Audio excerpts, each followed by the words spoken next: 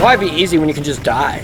Wow, I'm Chewy Mew, and welcome to my channel, but more specifically, welcome to another Chewy Mew video, where today we're going to be taking a look at another Spider-Man figure from my collection, where today we're going to be taking a look at a figure that I've already taken a look at, but I took a look at him as part of a group, and that figure is the Toy Biz Dr. Octopus here. A custom that I don't want you guys to see yet, and here's his box for him. And you notice it doesn't say Spider-Man Classics, because it turns out this is actually not Spider-Man Classics. This is actually from the wave Spider-Man 2000, where this one is kind of more an ongoing wave that just says Spider-Man. And it says right here, read up at the top of his box, armed with a bevy of bone-crushing steel tentacles, Dr. Octopus has dedicated his warped existence to eradicating one of his most hated foe. To the eradication of his most hated foe, the amazing Spider-Man. Insert tentacle slots into Doc Ock. Insert tentacle slots into Doc Ock's back. Turn tentacles to lock in place. And bend Doc Ock's tentacles and pose into attack position. You see Web Splasher Spider-Man.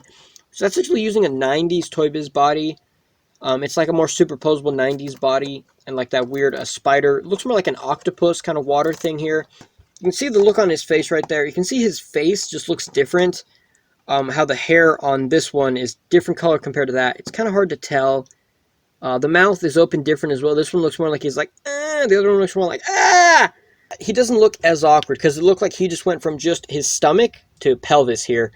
So I went and I made him a, like, I used some clay and I made this body part out of clay here. You can see, that peg right there comes from Spider-Man Classics Hydro Man figures. And so, since I had custom fodder parts, I had a whole set of extra legs here, and so I used this like peg thing, sculpted clay around it to give him sort of this pelvic shape. And then there was like this little peg, tiny little peg, like probably like that size, that I just took and stuck right up into Dr. Octopus's torso like that. So now it looks like his body's a bit more complete. So now he's a little bit taller, so he's still a lot shorter than Spider-Man here. He's up to like Spider-Man's chest right there. And then I painted it red. Not the red. Did I say red? Red. The green on it. I think the color looks really close to it.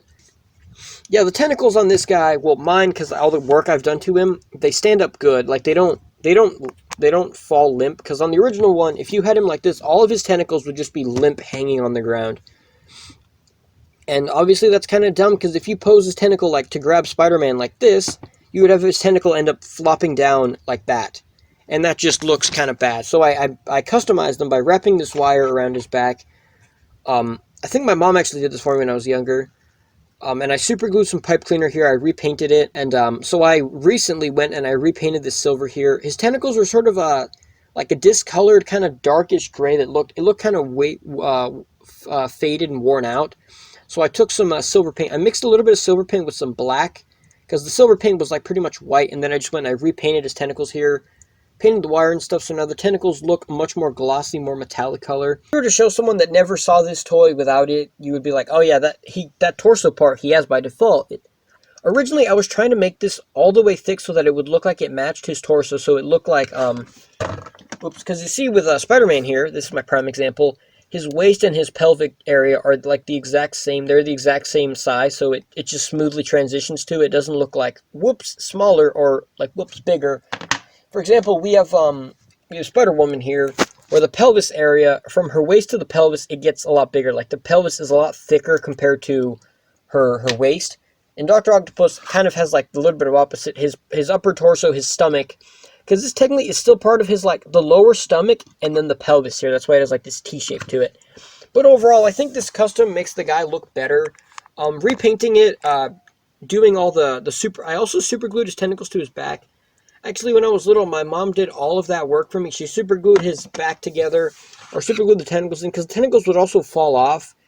Which, if it was possible, I would like to find a way that I could take his tentacles, like, take his backpack off. But also when you would like take them in, you would put them in and twist them on. And twisting them on was supposed to hold it, but it barely held them on. So if you buy this guy, just know you're not going to get like, this is not the definitive Dr. Octopus. This definitely is like a very good like 60s kind of Dr. Octopus, where he has this like, he has these gears where, in this version, he would take his hands and he would twist the gears to move them. It wasn't, he didn't move them with his mind, but I think this looks really cool. And also, on the bottom of his foot, this one says Made in China. And this one here says, you're going to be surprised what it says on this foot. It says 1999 Marvel Toy Biz. 1999. It doesn't say, 2000 or whatever. And that's because this is from 1999. So Toy Biz, quick history lesson here. Toy Biz made several Spider-Man waves. Obviously, their most famous thing they did was Spider-Man Classics. But most people don't know Spider-Man Classics was only Series 1 and 2. Come on, he's not standing up now. Spider-Man Classics is not the name of all of these Spider-Man toys, like the entire wave. People still call them Spider-Man Classics, and they call them like Spider-Man Classics, like McFarlane Spider-Man Classics Series 12. But technically, a lot of these earlier toys, this is Spider-Man, just Spider-Man from 2000. And I know that because looking stuff up online and stuff, this guy is not from Spider-Man Classics, he's from Spider-Man 2000.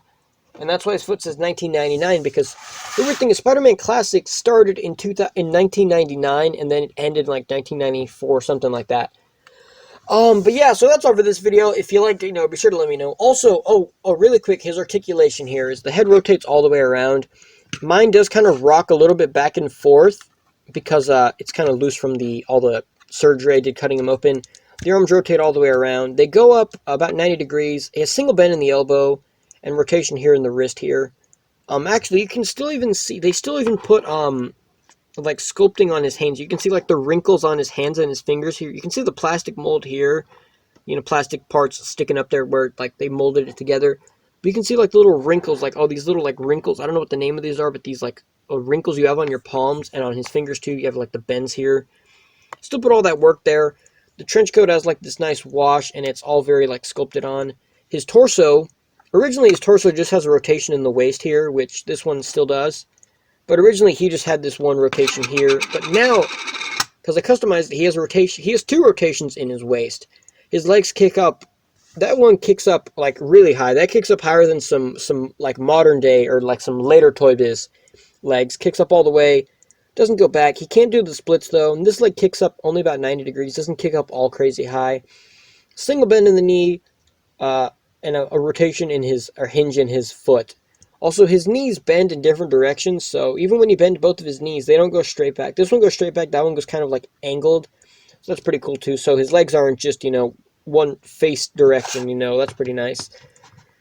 Sticking up here on the display base, and, like I've said before, I had a lot of fun playing with this one as a kid. I think this is a really cool, I think this is definitely a really good Dr. Octopus toy. Now, if you're a collector trying to get, definitive Dr. Octopus, I think this is still something a collector would want, as to have, like a more, like, kind of chubby, more wimpy-looking Dr. Octopus. You get the lab coat in here, which not too many Dr. Octopus toys have a lab coat. This is one of the few, and also Sinister Six, that have a lab coat. In my opinion, this one is cool, a cool lab coat, because it's, you can't, the thing with Sinister Six Spider-Man is if you take off his lab coat, when I say Sinister Six Spider-Man, Dr. Octopus, not Spider-Man, when you take off the lab coat, you do have the option of having his arms underneath it.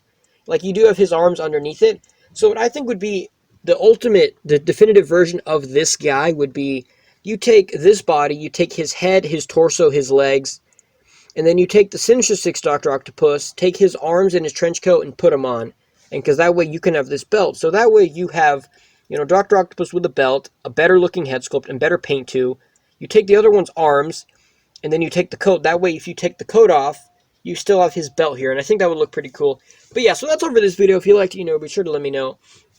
And I will see you guys in the next review. Since I already reviewed him, he doesn't really need wah. So instead, bye guys. Wah.